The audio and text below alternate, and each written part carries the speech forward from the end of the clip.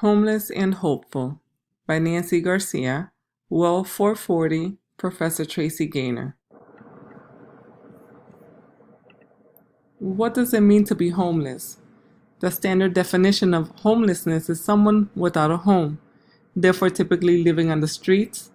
A person is also considered homeless when they lack adequate nighttime residence, seeking out shelters designed for sleeping accommodations, and even staying with family and friends. What are the primary causes for homelessness? Unfortunately, there are many. From being a victim of domestic violence and fearing for your safety and the safety of your children that you decide to leave your home, to the loss of income which no longer allows you to make rent or pay your mortgage. Addiction, substance abuse, and mental illnesses are other factors that contribute to homelessness. There are more. The devastation of a fire to a natural disaster such as a hurricane or tornado. Not having access to your home for any reason makes you homeless. National statistics. The national statistics on homelessness is alarming. Over 500,000 people go homeless every night in the United States. 65% seek shelter, while the other 35% take their chances in the streets, sidewalks, parks, bridges, cars, and abandoned buildings. California has 2/3 of their unsheltered living in the streets versus the streets of New York. Warm weather contributes to not seeking help or shelter, while cold winter nights in New England leave you no choice.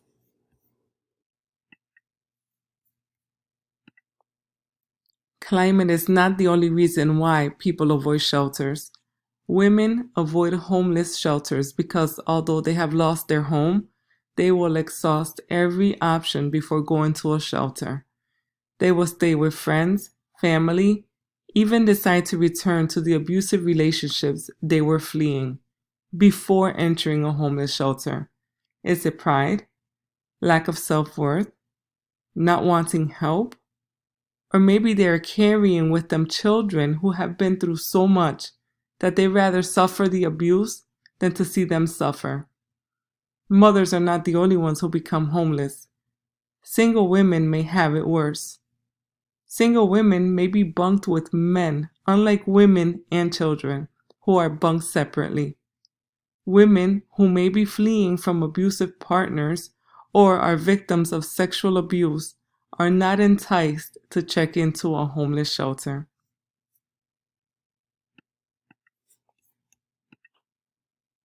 Hence the importance of homeless shelters such as the YWCA. The YWCA is not a long-term fix. They briefly offer placement to women and children who urgently need a place to call home. Many times, women arrive to the homeless shelter with minimum items. It's fairly common to arrive with no personal belongings or hygiene products. That fact does not deter the social workers who await their unannounced arrival.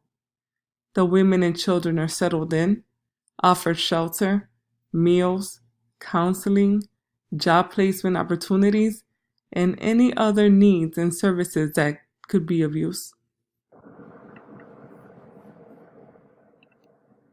And for these reasons, I proudly chose to help.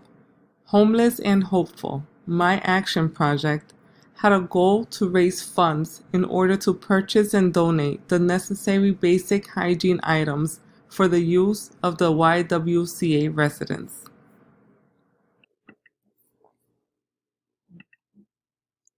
The fundraiser lasted around 5 weeks, and Megan, my TAM, was a very useful source for information.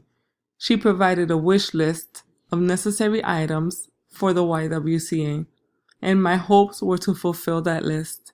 I created a GoFundMe campaign in order to raise money and awareness, and that yielded $60. A good friend, Christine Hayes, offered bags upon bags of new, unopened hygiene products all the way from Boston. My husband, daughter, and myself proudly made the drive to collect the items for donation.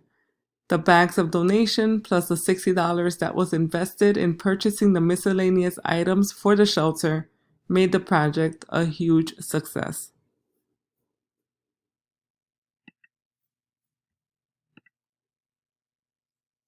This action project was very humbling for me. I learned many valuable lessons, and my outlook changed completely regarding the circumstances that could make someone homeless. Here are a few of those lessons. Number 1, be thankful for your source of income. If it were to stop, you too could be seeking shelter. Number 2, change requires not just desire and passion, but time, and you have to put in elbow grease. Number 3, action projects should not be done once per academic year. There are many ways to help. Don't wait to be asked. Number 4, we must teach basic financial literacy, not just to our daughters, but many adults who could use a course or two.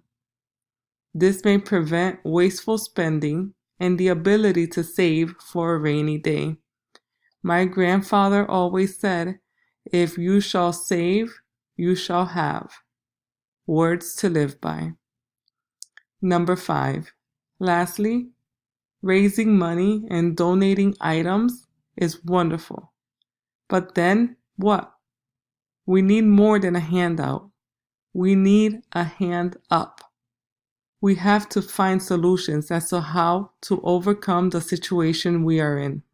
If not, history will repeat itself. Give a man a fish, he eats for a day. Teach a man to fish, and he will eat for a lifetime. Thank you.